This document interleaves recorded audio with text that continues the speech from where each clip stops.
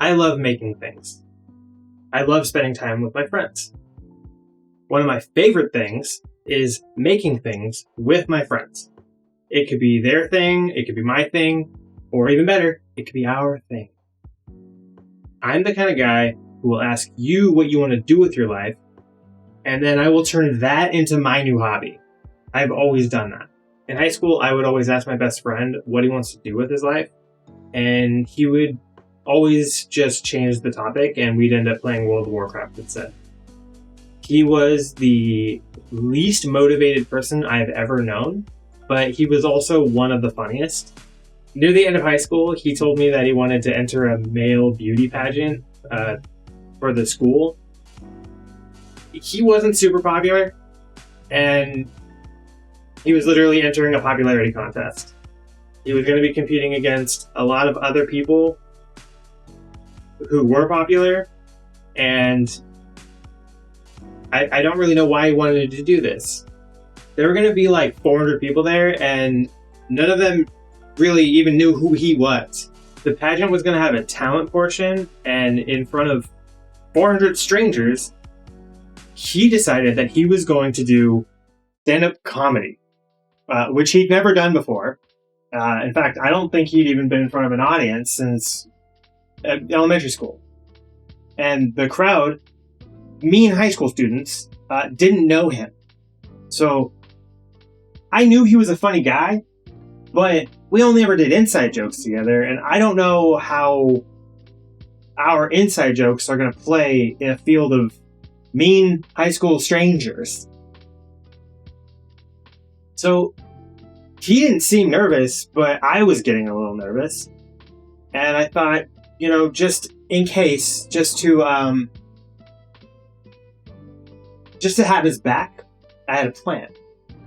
I was going to show up there, and I was going to just start laughing at anything he had to say. I was going to laugh as hard as I could, no matter how funny or not funny his jokes were, just so I could remind him that his friends are there with him.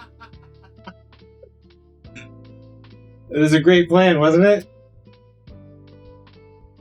Then the pageant came.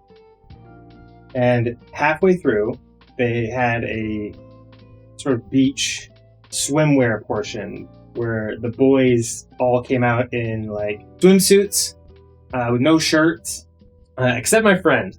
He came out with a Hawaiian shirt, aviators, sunscreen on his nose, and tiny shorts. He walked out proudly, smacked himself on the ass, and got a pretty good laugh. My nerves went away immediately. He had this. And that led into the talent portion. Some people read poetry. There were a couple songs. There were some other things that I forgot by now. But after that, it was his turn. And I can't remember his whole set, but I remember his opening line. After he said his name, he said, "I'm going to tell you a few jokes, and you're all going to laugh." And they did a lot. He killed it. This was my first time seeing that guy try anything, really, and he killed it. He nailed it. He just handled it so well.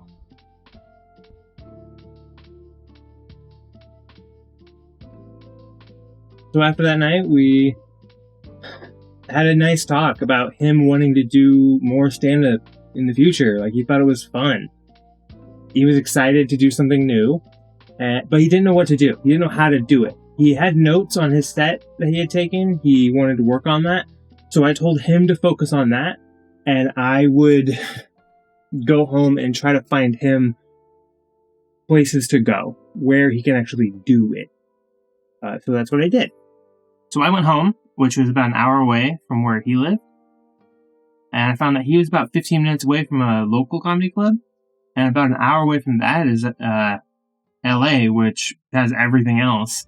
But that's a lot of driving for me. And on top of that, I kind of didn't like being on the phone. But I can usually suck it up when it's for someone else. So I started calling around. I called every club I could between him and LA. And most people didn't want to deal with him because we were both under 21 and he was under 18.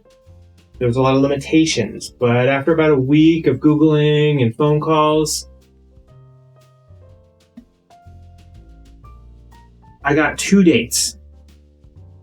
One was a week away, in case we want to just like jump on it while we could, and the other was a month away, in case he procrastinated or didn't have time to work all the kinks out. Just sort of a backup plan. And that's what I told him. He said he was excited and that he'd get to work right away. We played games together pretty much every day, so I'd ask him how he was doing, I'd check in on him, and he'd say, it's good, it's fine.